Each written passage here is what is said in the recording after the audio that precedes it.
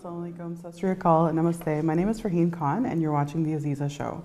So over the last several weeks, we've talked about issues that have affected women. We've talked about violence. We recently talked about the issue of Islamophobia. And now we're going to kind of shift gears and start talking about women in politics.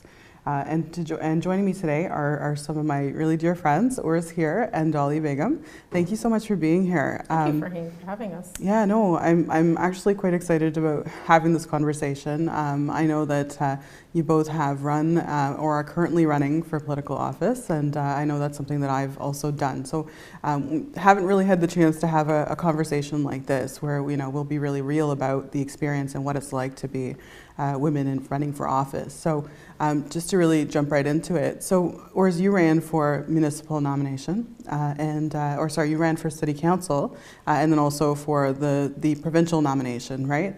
So what was that experience like for you?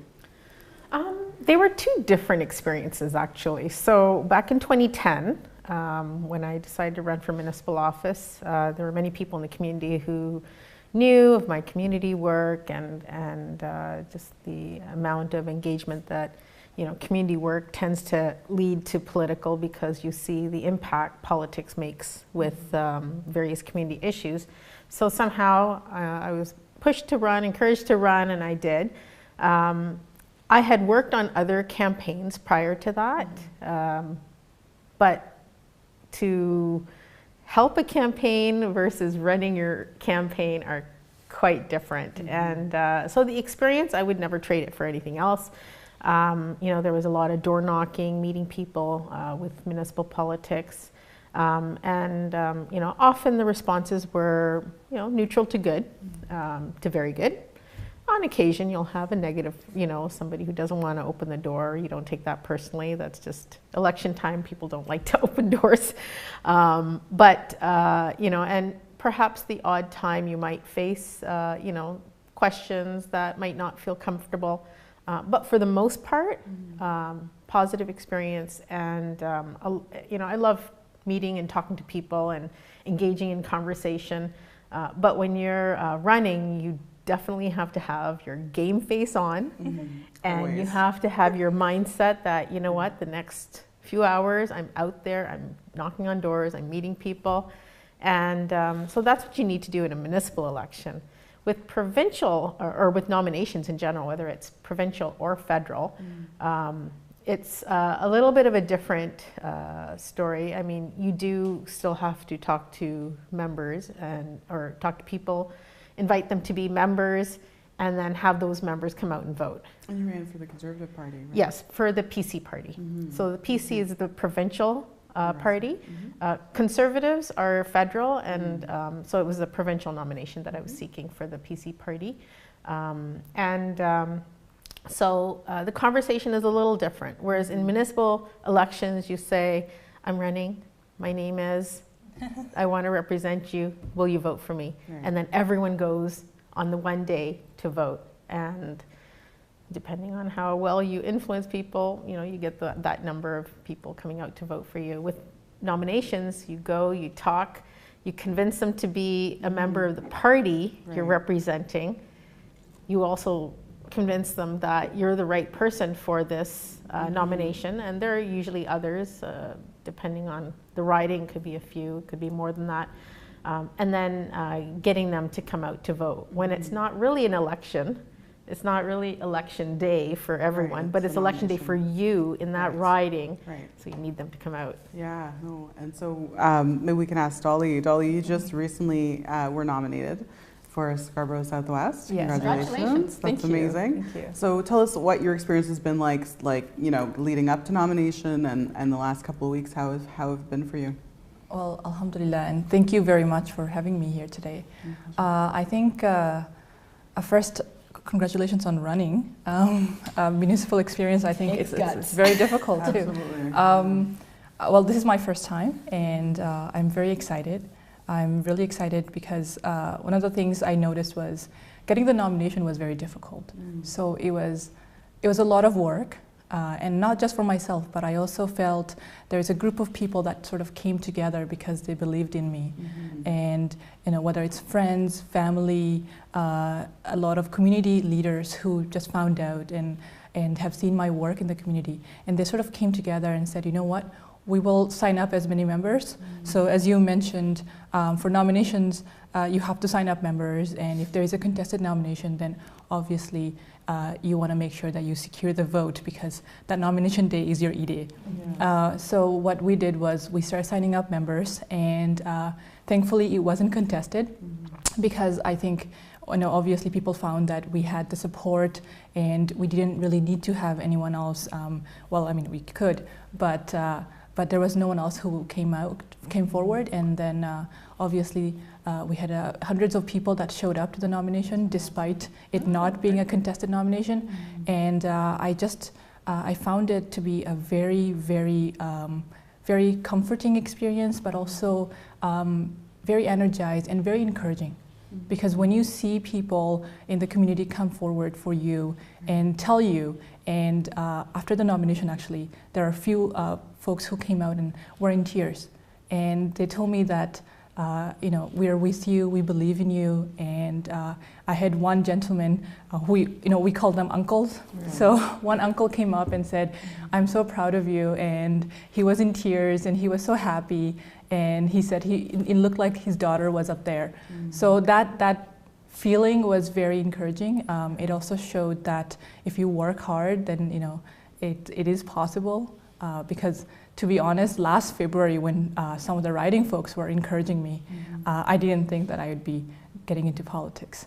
I love doing community work. I love doing outreach. I loved working for a cause, for an issue that I believed in, which is what I've been doing in Scarborough, in Toronto, whether it's municipal politics or provincial. I'm sure I used to work on the Keep Hydro Public campaign. Yes. So when I organized that campaign province-wide, I had the opportunity to go around the province, talk to so many people, talk about issues that really affects them, like electricity rates, which was huge because people were trying to figure out whether they should pay for their electricity or food. But I never really thought that I'm going to actually take this further and run for office. But it happened, and I think, yeah. Congratulations. Thank you. That's amazing. Thank you. So interestingly enough, I think, one of the things that sort of, because I ran federally, right? And one of the things that kind of, I remember when I was running or when I was asked to run, it was interesting because people had, recommended that I run, and I never thought I would run in politics. I've always been very critical of the process, really want to hold our leaders accountable and stuff like that. And so, moving into that political sort of realm was really new to me. And I remember having conversations with a lot of people, our new leader for the federal NDP, Jagmeet Singh. I had, conversations with Nathan Sean, City Council in Toronto, and a number of other sort of racialized candidates and individuals that were elected to say, Asma Malik, for example, right? School board trustee, who's running for City Council now. So I had a chance to kind of have a conversation with them and say, look, does it really make sense to run for political office when you're a racialized person? Are you very tokenized, or is there actually room to make change happen, right? And I'm really glad I had those conversations at the time, because I think that was really helpful to help me kind of get to that point, right? So I know that I've had some real interesting kind of experiences and challenges over time, which I'd love to kind of share as well. But I want to hear from both of you. What were some of those kind of interesting moments, or some of the challenges perhaps that you faced, or is there something different that you've kind of, come to realize when you're running for office now?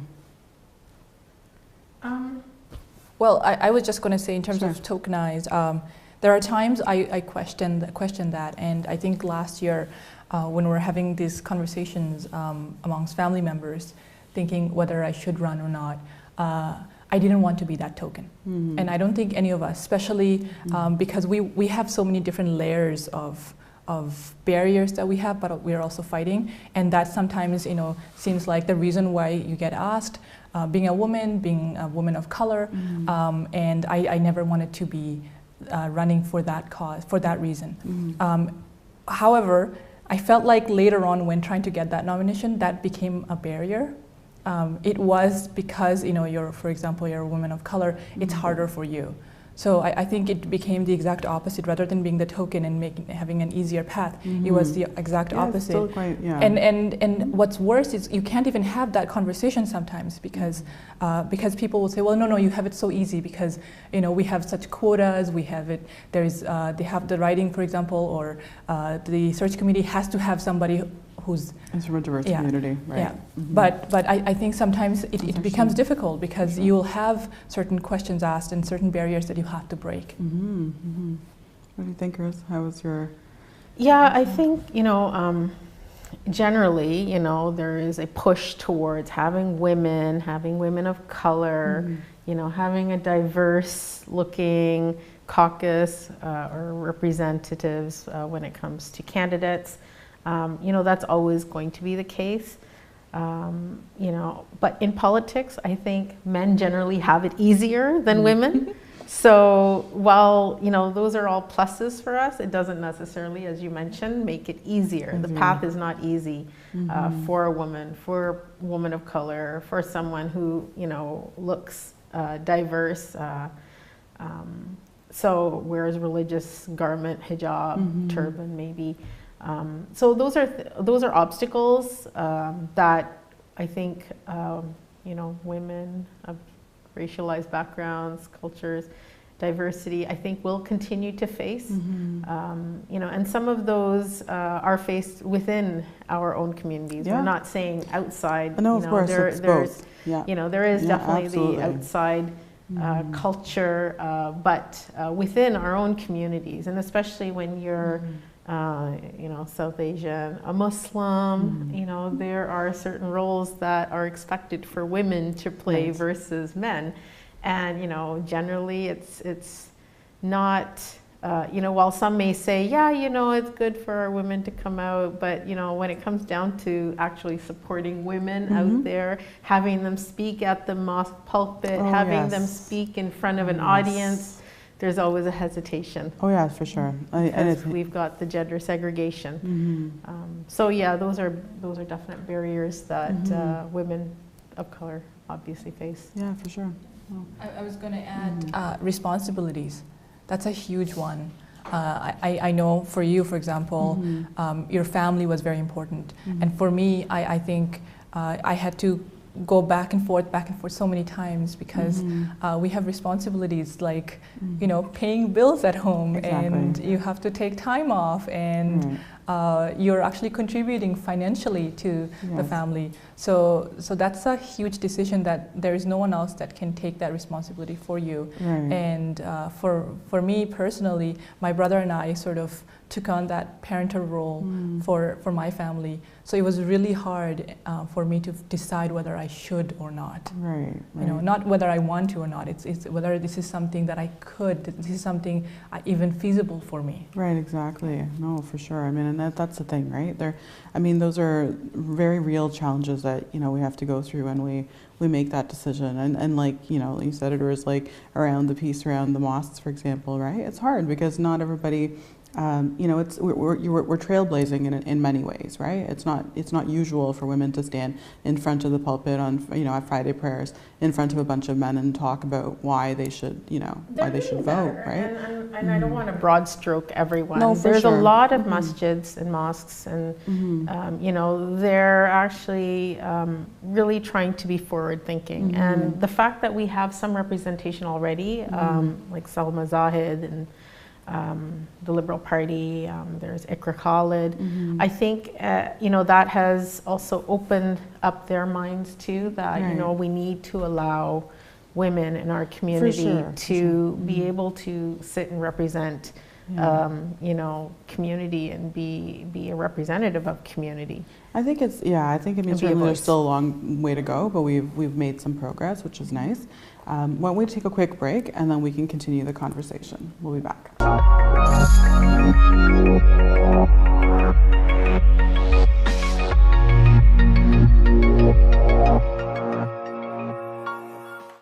Hello everybody and welcome back to the Azeeza Show. My name is Farheen Khan and we're speaking to our guests Heer and Doly Beghum about women in politics and how it's been to run or previously run and currently be running. you know, and like we were just talking about, I mean, certainly, you know, there's the challenges sort of outside of the community, or, you know, and then there's those sort of challenges that we have within the community. And there's two very distinct sort of challenges, I think, right? One of the things I wanted to kind of share was, you know, when I think, you know, when I ran, I specifically ran because, you know, our Prime Minister at the time was being very anti-Muslim, and that anti-Muslim sentiment was a problem, and, you know, I saw it as sort of an extension to my social justice work around, you know, anti-Islamophobia and stuff like that. So running as a, you know, hijab-wearing woman across Canada, you know, and being kind of in the media and stuff like that, there were a lot of really interesting sort of things that I experienced. And so I know that, I guess the one thing I wanted to say was that, you know, when I ran, like, there was this very broad sort of narrative that was being pushed through the media, right? That was saying like, oh, all Canadians hate Muslims, right? This is the problem. Everybody hates Muslims.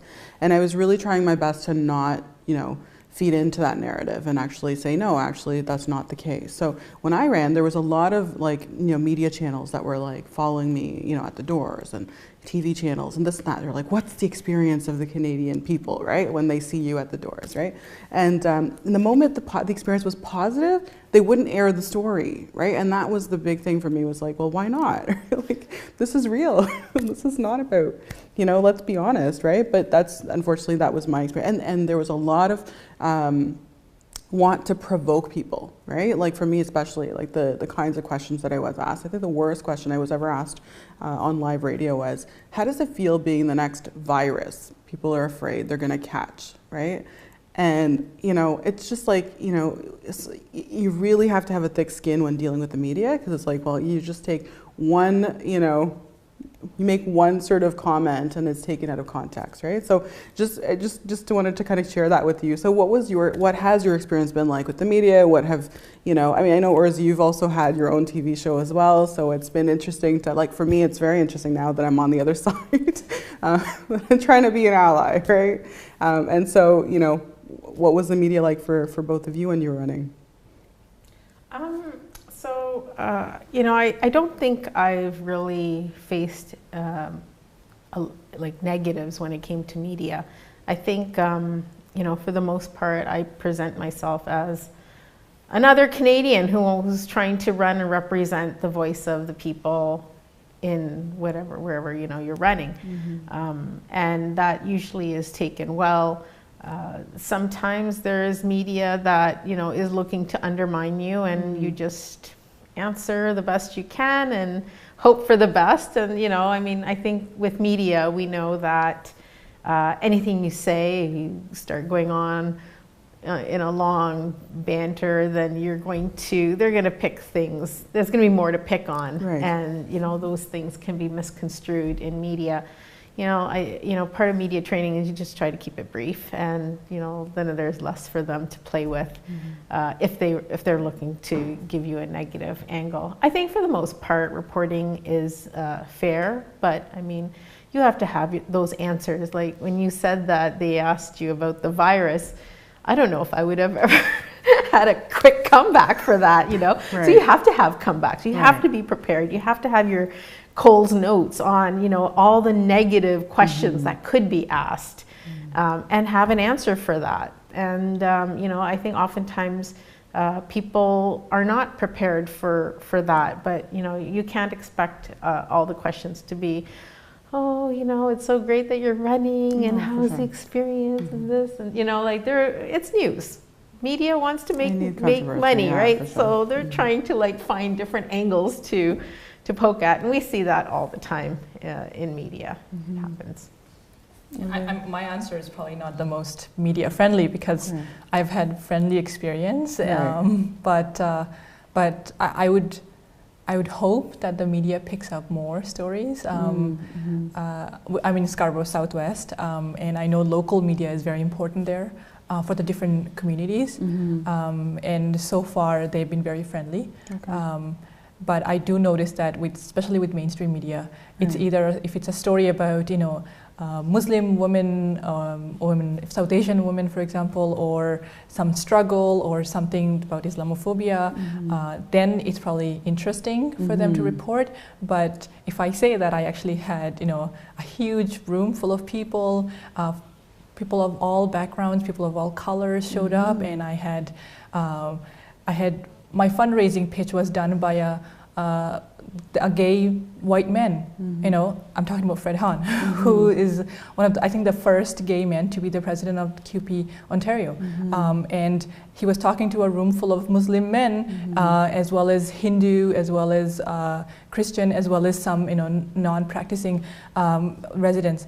And they were all very welcoming. So it was an incredible experience. And right before that, I had Nathan Shan talking about how he felt that I was running. So that I had an incredible experience. And I think if we actually look at it from a positive lens, we can actually bring something much bigger out of it, because we have so much potential. And if we don't give that opportunity, and if the media doesn't cover it, then we're just never going to find out about it. No, for sure.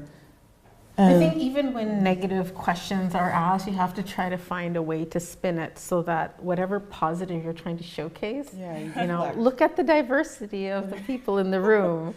Look at what you want exactly. You still have to try to insert your plug. Yeah, there were a lot of questions. I remember, not even just in the media, but when I was going to town halls and other places where people would ask you questions. And it was one of those things where now I've, given some feedback to the party as well to say, sometimes it's good to have racialized candidates run, but then you also need to equip them with the right messaging, right? Because sometimes we'll be asked questions that are completely not related to the party or the policy, book at all, right? It's I'll give you an example. I remember going to this really, this seniors home where they, where these individuals had sort of reached out and said, here, come and talk to us, introduce yourself. And somebody in the audience stood up and said, well, if you get elected, will you impose Sharia law in Canada? And I was like, wow, right? No.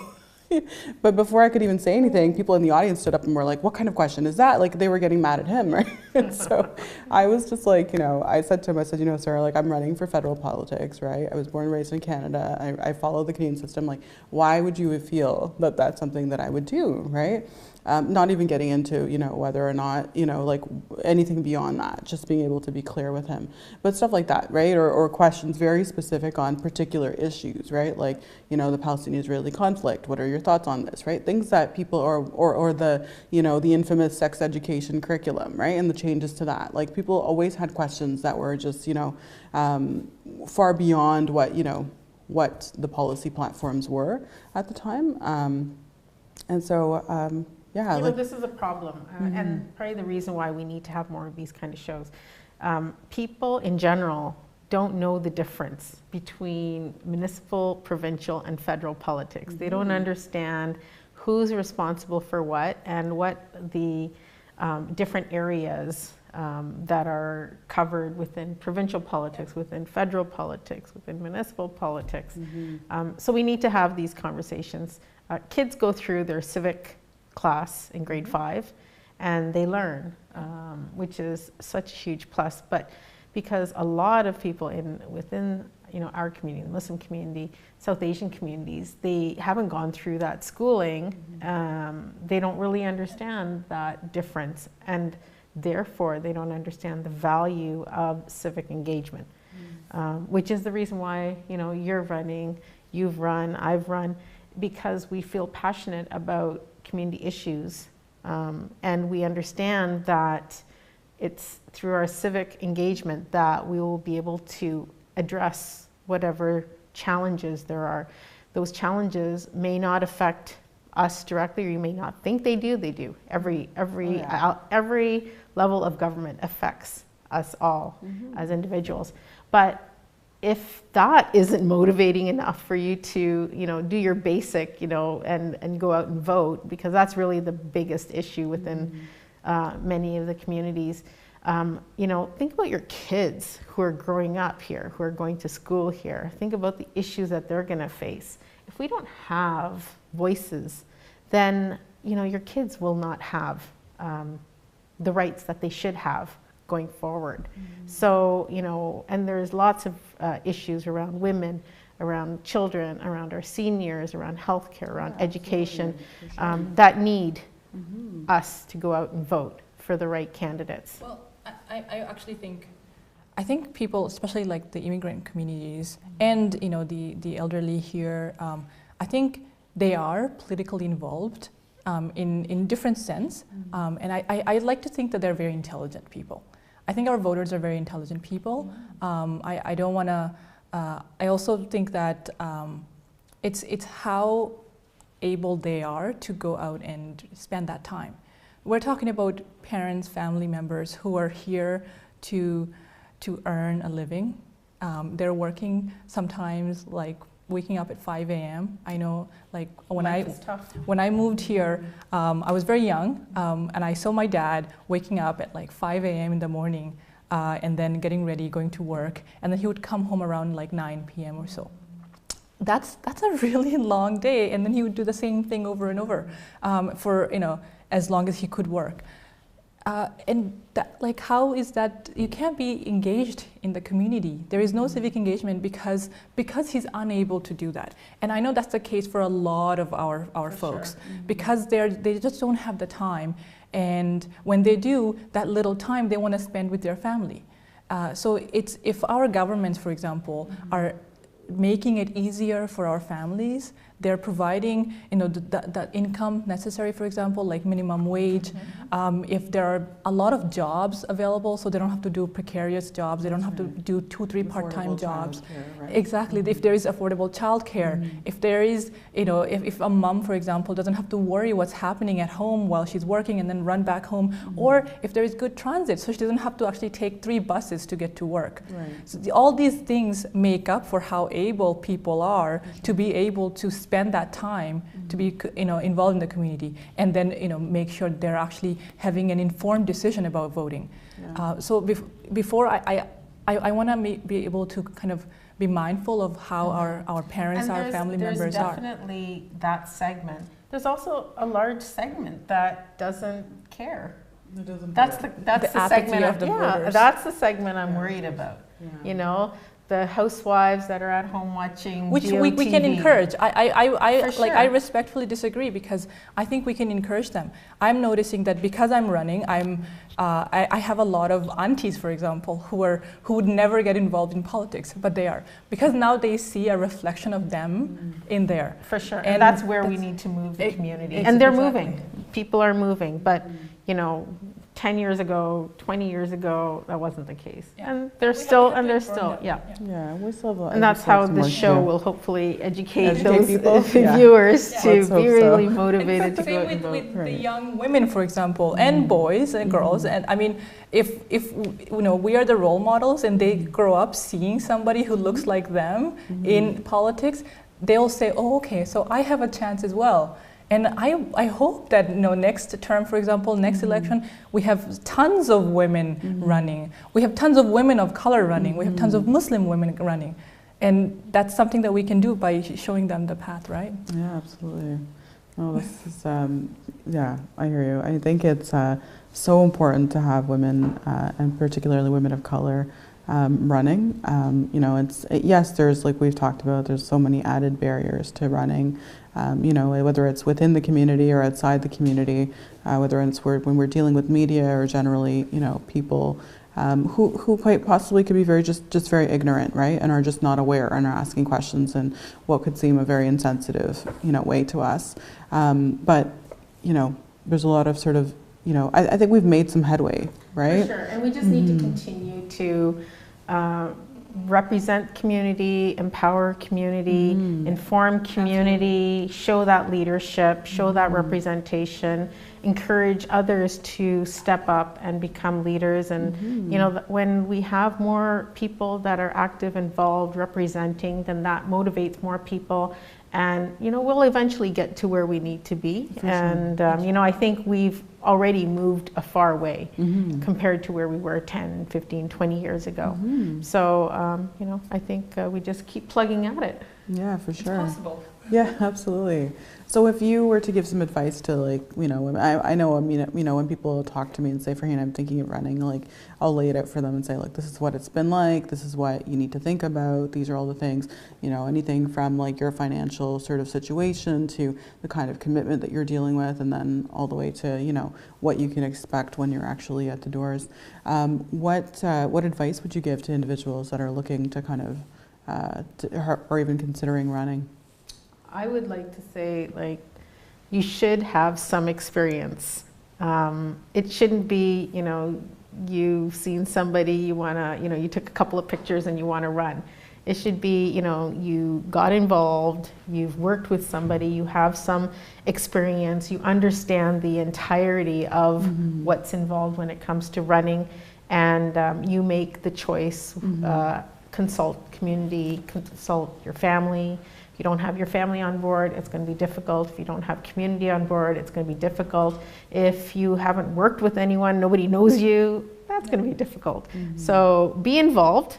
You don't know what the future holds. If you decide that it's time, you're financially secure, you're in the right place, the opportunities great, then, you know, go ahead, say Bismillah and run. That's good.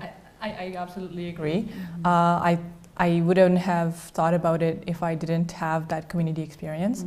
And I was working at City Hall for a while, and I did provincial politics for a while. So it was, you know, it was one of those that I felt more comfortable with. Right. And obviously, because of provincial politics and the things that I was more involved with, like healthcare, hydro, I thought, well, this is something that I know and I could do, and I could do a much better than what's happening right now. So that was my kind of reasoning for it, and my advice would be to tell them to actually move forward, run. I think until you run, until you're a candidate, you won't know how it feels.